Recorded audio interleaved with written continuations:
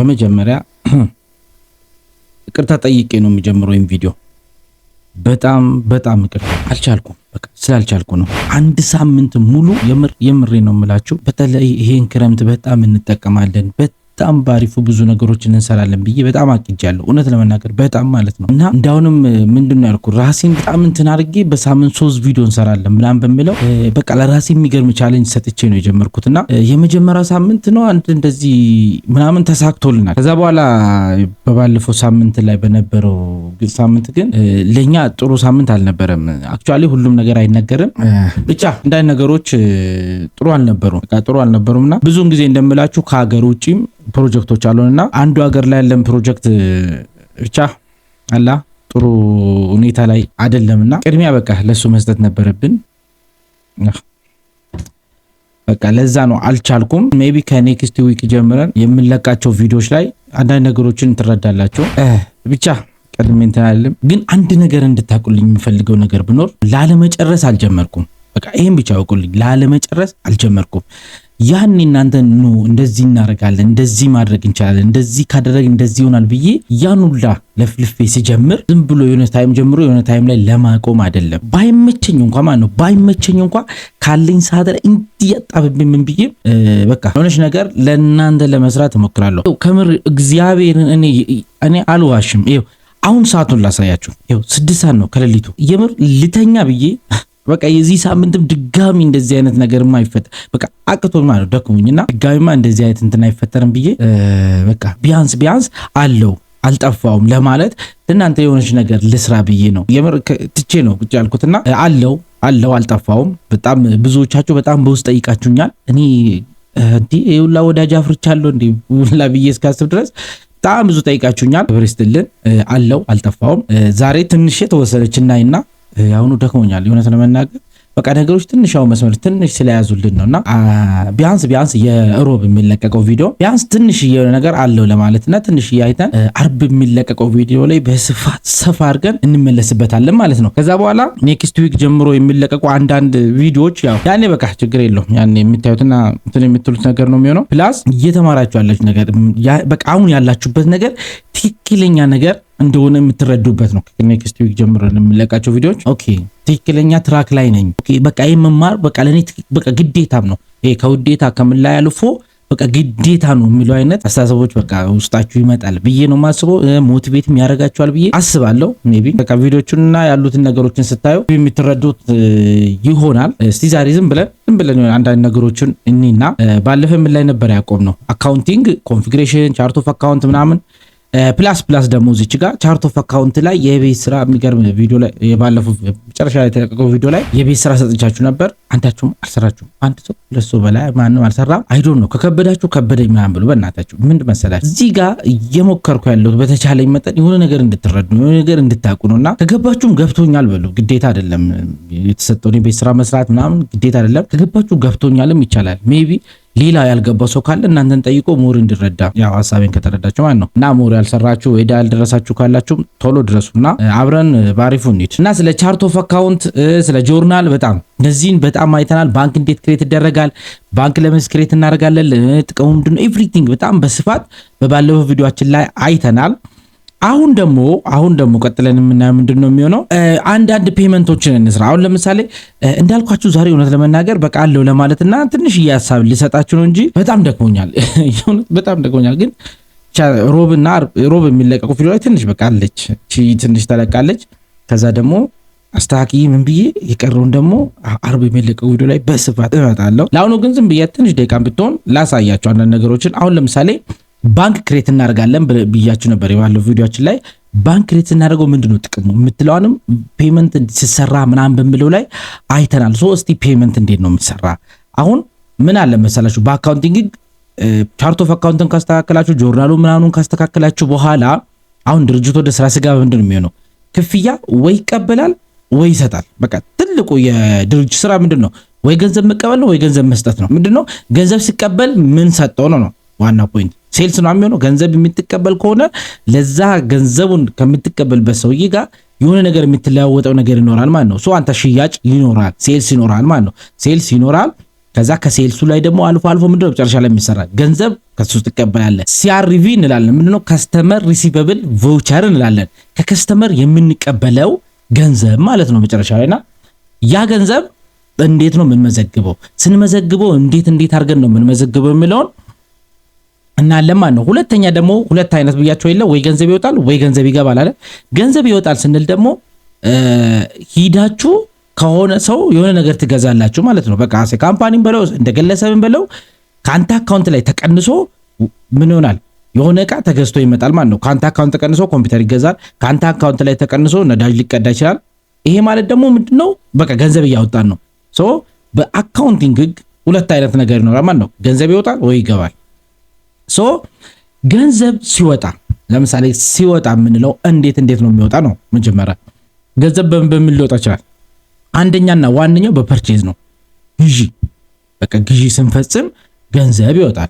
ግዢ እንዴት ይፈጸማል ምናምን ብሎን ደግሞ ፐርቼዝ የሚለው ሞጁላችን ላይ በስፋት ያላል ከዚህ የተነበረው ላይ በዛ ላይ ምን እንዳደረገና ፐርቼዝ እንዴት ይደረጋል፣ ፕሮሰሱ ምንድነው፣ ምን ውስጥ ያልፋል የሚለውን አይተናል። ሶ በዛ ፕሮሰስ ውስጥ አልፎ መጨረሻ ላይ ምን ይሆናል? እቃው ተገዝቶ ይገባል። ከዛ ሪሲፕት ቢል ይመጣ የለ ቢሉ ሲመጣ ምን ይደረጋል? ፔመንቱ ደግሞ በቢሉ ልክ ይከፈላል ማለት ነው። ኦር ደግሞ ክፍያው መጀመሪያ ይወጣና ቢሉ በኋላ ላይ ይሰራል። ሁለቱን እናገናኛለን ማለት ነው። ሶ አሁን እሱን ፔመንት ወጪ ፔመንት እንዴት ነው የምንሰራ ነው ዋናው ፖይንት። ሶ ቬንደር ላይ እንዴት ነው ክሬት የሚደረግ? ሶ እዚች ጋር ፔመንት የምትላለች ፔመንት የምትላለች ነካና ምን እናደርጋለን? እዚች ጋር ኒው ብለን ምንድን ነው የምናደርገው? ይሄ ለማን ነው የምንከፍለው ነው። ይሄን ገንዘብ ለማን ነው የምንከፍለው? ለምሳሌ ለታምራት ስንት ብር እንክፈል? 10,000 ለምሳሌ። ከዛ ቀን መቼ ገባቻ? አሁን ፔመንት ልንከፍል ነው። ከዛ ከየትኛው ባንካችን ባለፈ ክሬት ስናደርግ የነበራቸው ባንኮች አሉ። እዚህ ጋር ሲቢ ቦሌ መድኃኒዓለም ብራንች፣ ሜክሲኮ ብራንች፣ አሁን ቦሌ መድኃኒዓለም መረጥ ነው። ከዛ ሴቭ እንልና ኮንፊርም እንላለን። አሁን ምን ያደርጋል ማለት ነው ሲስተሙ ባንካችንን ክሬዲት አድርጎ ፔብል አካውንት ደግሞ ዴቢት ያደርጋል። ከፔብል አካውንት ላይ ደግሞ ወደ ኤክስፔንስ አካውንት ይወጣል በቢል በኩል ማለት ነው። ሶ ፔመንት በእንደዚህ አይነት መልኩ ክሬት እናደርጋለን። ይሄን በማድረጋችን ብቻ ሁለት ጆርናል ደብል ኢንትሪ ያልፋል ማለት ነው። እዚች ጋር እንደሚታዩት ጆርናል ኢንትሪ እዚች ጋር እንደሚታዩት ይሄው ቦሌ መድኃኒዓለም ነካ። ከዛ በኋላ ደግሞ አካውንት ፔብል ነካ።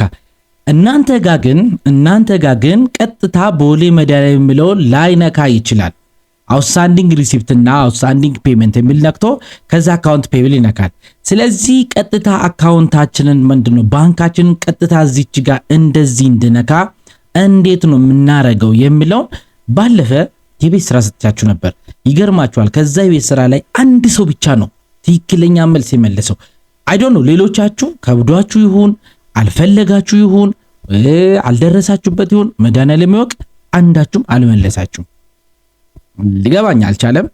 ግን እኔ አሁንም ደግሜ የቤት ስራ ነው የምሰጣቸው። ይሄን ነገር በምንም ታምር አላሳያችሁም።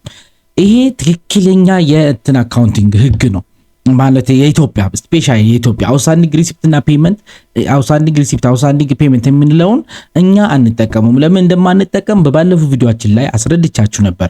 ትክክለኛ በዚህን ሰዓት ላይ ኢትዮጵያ ውስጥ የምንጠቀመው ይሄኛው ትራንዛክሽን ነው። ቀጥታ ባንካችንን ክሬዲት አድርጎ ፔብል አካውንታችንን ደግሞ ምን አድርጎታል? ዴቢት አድርጎታል። ከዛስ ይሄ ዴቢት ደግሞ ምኑ ጋር ነው የሚቀነሰው? ቢል ስንሰራ ቢል ማለት ፐርቼዝ ሞጁል ላይ የተማርነውን አስታውሱ። ፐርቼዝ ሞጁል ላይ ቢል ክሬት ቢል ብለን እናመጣታለን። ክሬት ቢል ብለን ስናመጣ ቬንደር ላይ ቢል ብላ እዚች ጋር ትመጣለች። ቢል ላይ ክሬት ሆኖ ሲመጣ እዛ ጋር ጆርናል ላይ ተማለ በባለፈው ቪዲዮአችን ላይ ነው። እዚህ ጋር ላሳያችሁ የባለፈው ቪዲዮን ተመልሳችሁ እንድታዩ ስለሚፈልግ ማለት ነው። ሶ ያኛው ላይ ምን ብያችሁ ነበር? ቢሉን ክሬት ስናደርግ ቢሉ ላይ ስንገባ ጆርናል ላይ ተሙ ላይ ምን አለ ብያችኋለሁ። አካውንት ፔብል እዚች ጋር አሁን ዴቢት የሆነ ምን ይሆናል? ክሬዲት ይሆንና በምን ያህል ብል በዚህ 10,000 ልንል እንችላለን። ክሬዲት ይሆንና እነዛ ኤክስፔንስ አካውንቶች ከ6 ቤት ጀምሮ 7 ቤት 8 ቤት የሚባሉት ደግሞ እነሱን ዴቢት ያደርጋል ማለት ነው። ከዛ አካውንቲንግ ብላል እኩል ሆኖ ይሄዳል ማለት ነው። ባንካችን ተቀንሷል፣ አካውንት ፔብላችን ዜሮ ሆኗል። ኤክስፔንስ አካውንታችን ላይ ደግሞ ገብቷል። ቢል ተሰርቷል፣ ፔመንቱም ተሰርቷል። ሁለቱም ይገናኛሉ። ሙሉ የአካውንቲንግ ስራ ተሰራ ማለት ነው በወጪ በኩል። በገቢ በኩልም ተመሳሳይ ስራ ነው የሚሰራ። በሱ በኩልም ሲሆን እንዴት ነው የሚሰራ?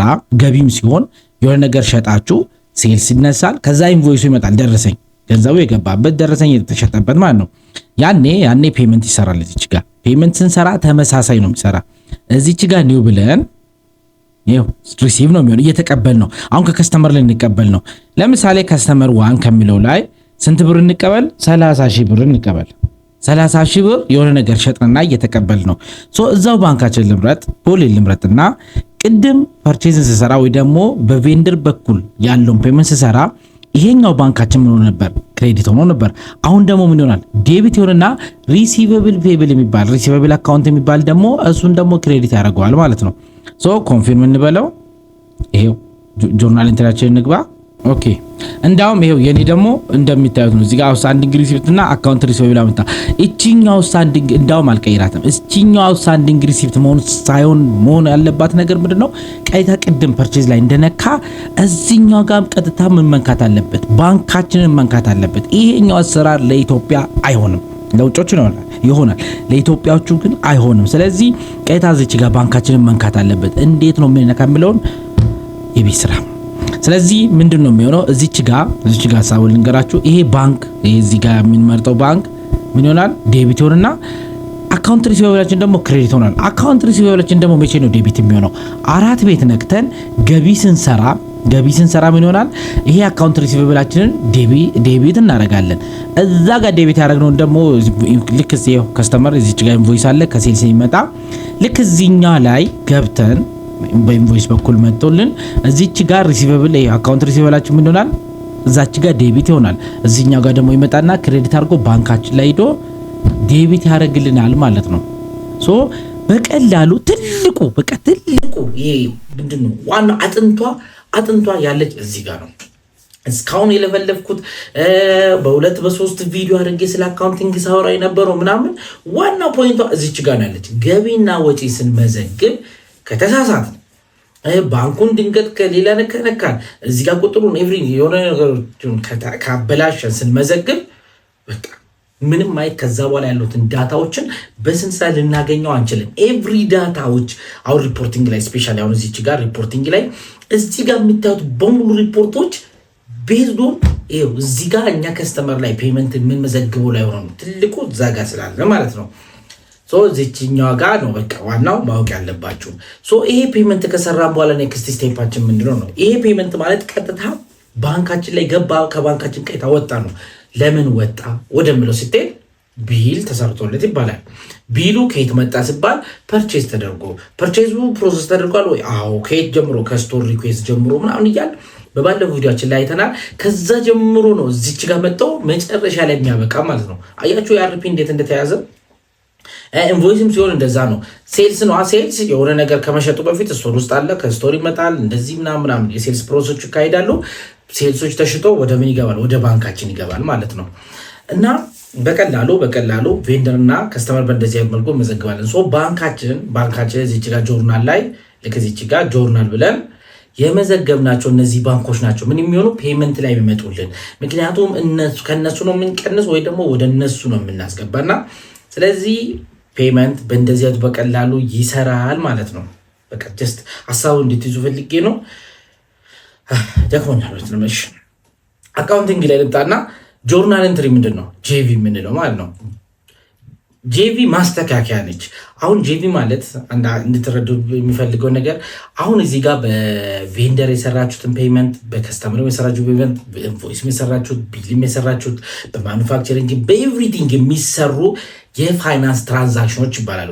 እነዛ ትራንዛክሽኖች እያንዳንዳቸው ጆርናል ኢንትሪ የምንለው ውስጥ ነው የምናገኛቸው። ፖስት ሲደረጉ ቀይታየት ነው የሚመጡ በዚህ ጆርናል ኢንትሪ ውስጥ ነው መጥተው የምትቀመጡት። ስለዚህ ጆርናል ኢንትሪ ሁሉንም ትራንዛክሽኖች የምናይበት ነው። እዛው ጆርናል ኢንትሪ ላይ ሆነ ምን እንሰራለን? ጄቪ ማስተካከያዎች እንሰራለን።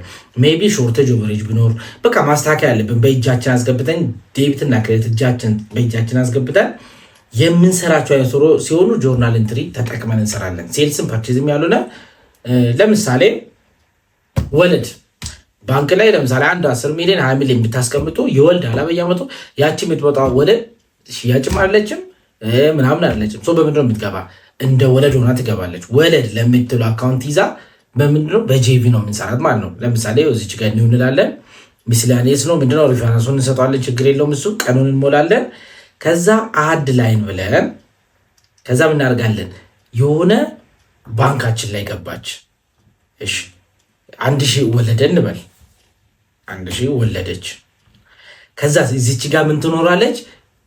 ባንክ የሆነ በቃ የሆነ ከባንክ የመጣች ባንክ ፊስ ወይ የባንክ ወጪ ወይ ደግሞ የባንክ ገቢ ልትሆን ትችላለች። ዝም ብላችሁ ይሄ ነው ብላችሁ አስቡት። ይሄው 1000 አሁን ይሄ ሰርቪስ ቻርጅ ከፈል ወር ደግሞ ገቢ ተሰራ በሚለው ላይ በእንደዚህ አይነት መልኩ እንሰራለን ማለት ነው። እንደዚህ ሰርተን ልክ ፖስት ስናደርገው ጆርናላችን ላይ ይገባል ማለት ነው። ፖስት ሆኖ እዚህ ጋር ይገባል። እነዚህም ፖስት ማድረግ ከመጀመሪያው ምንድነው ጥቅሙ ካልነው እዚች ጋር ያለችው ትክክለኛ ሪፖርት ለማግኘት ነው። ገባችኋል? አሁን አካውንቲንግ ልብ ብላችሁ ከመጀመሪያ በተለይ አካውንቲንግን ማስተማር ከጀመርኩ ጀምሮ አካውንቲንግን እየተከታተላችሁ ከመጣችሁት 5 ምሰሶች ብዬ ከዛ በኋላ እንደ ቻርት ኦፍ አካውንቶች ከዛ ጥቅሙ ምንድነው ከዛ አካውንቲንግ እዚህ ጋር ኮንፊገር እንደደረጋል ምናምን መቼስ የሆነ ነገሩን ተረድታችሁታል ብዬ ነው የማስበው። አካውንቲንግ ላይ ያለውን ዋናው ፖይንቷ ምንድነው እዚህ ጋር ያለው ሪፖርት በቀላሉ ለማግኘት ነው። በቃ ሪፖርቷን እነዚህ ሪፖርቶች ደግሞ ልናገኛቸው የምንችለው ትክክለኛ ዳታ ትክክለኛ ቁጥር የምናገኘው እነዛ ያልናቸውን ስቴፖችን በስነ ስርዓት መጠን ተጠቅመን እንትን ካለ ብቻ ነው ይሄን ትክክለኛ ሪፖርት የምናገኘው። አለዛ ምን አንሆንም። እዚህ ጋር ትክክለኛ ሪፖርት አናገኝም። ትክክለኛ ሪፖርት አላገኘ ማለት በቀላሉ እዚህ ጋር ፕሮፊት እንደ ሎስ ልታውቁ አትችሉም። በቃ ክሳራ ላይ ነህ ትርፍ ላይ ነህ የምታወቅ ጉዳይ የለም። ምን ካልሆነ በስነ ስርዓት ተመዝግቦ ኤቭሪ ነገሩ በስርዓት ካልተሰራ ምን ይሆናል ማለት ነው። እነዚህ ነገሮችን ልታውቅ አትችልም።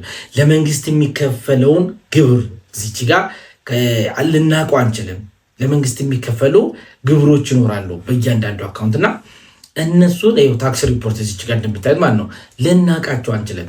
ታክስ ሪፖርት ደግሞ በስነ ስርዓት ለመንግስት አልከፈልንም ማለት ድርጅታችን ምንድን ነው ዕዳ ላይ ነው የምንጥለው። ቀጥታ መንግስት ይመጣል ቼክ ያደርጋል የሆነ ችግር ካገኘ እና አካውንቲንግ ላይ ያለው ነገር ማወቅ እንዲሁ በቃ በቀላሉ ዝም ብሎ ተራ ነገር አይደለም።